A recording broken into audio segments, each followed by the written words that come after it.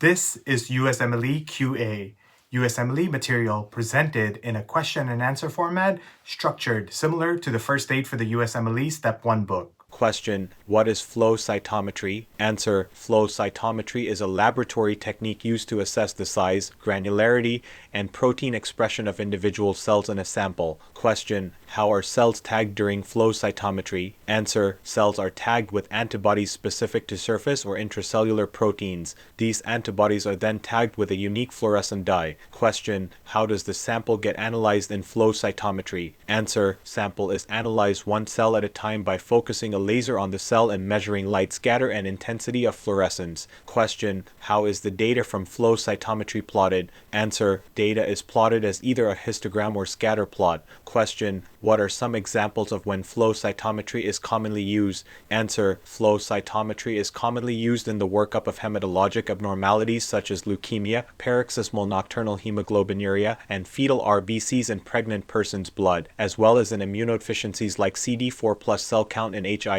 Question: can you explain the different quadrants of cells in the illustration of flow cytometry? Answer: in the illustration, cells in the left lower quadrant are negative for both CD8 and CD3. Cells in the right lower quadrant are positive for CD8 and negative for CD3. In this example, the right lower quadrant is empty because all CD8 expressing cells also express CD3. Cells in the left upper quadrant are positive for CD3 and negative for CD8. Cells in the right upper quadrant are positive for both CD8 and CD3. Question: what is the purpose of using unique fluorescent dyes in flow cytometry? Answer: the use of unique fluorescent dyes allows for the specific identification and measurement of different proteins or cell characteristics being studied in the sample. Question: how does flow cytometry differ from other cell analysis techniques? Answer: flow cytometry differs from other cell analysis techniques in that it allows for the simultaneous analysis of multiple characteristics of individual cells within a sample.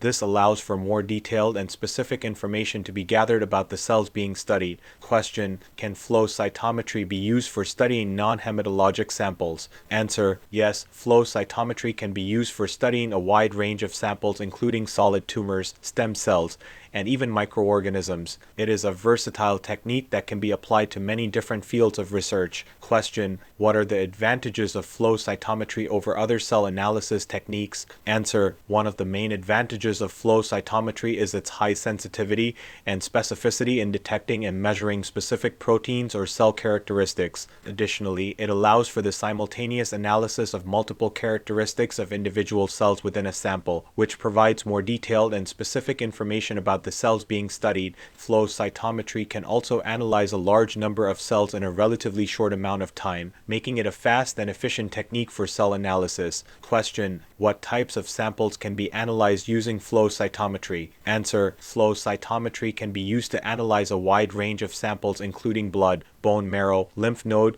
and other solid tissue samples, as well as various types of cells such as leukocytes, erythrocytes, platelets, and even microorganisms. Question: how is the light scatter and fluorescence measured during flow cytometry? Answer: during flow cytometry, a laser beam is directed at the cell and light scatter and fluorescence are measured by detectors. The light scatter is measured by a forward scatter detector and side scatter detector, which allow for the analysis of the cell size and granularity. The fluorescence is measured by a fluorescence detector, which allows for the analysis of protein expression and other specific cell characteristics. Question: how can flow cytometry be used in clinical settings? Answer: flow cytometry can be used in clinical settings for a wide range of applications including the diagnosis and monitoring of hematologic disorders and malignancies, the assessment of immune system function, and the detection of infections. It is also used in transplantation medicine for the detection of minimal residual disease and in the analysis of cell populations in liquid biopsies. Thank you for watching our Q&A format video. We hope this helped you learn, review, and retain knowledge needed for the USMLEs. For more information on this topic, check out the link in the description. Now, if you want to take your USMLE prep to the next level, be sure to check out all our courses, which are structured to follow along with the first aid for the USMLE Step 1 book. You can find us at usmleqa.com.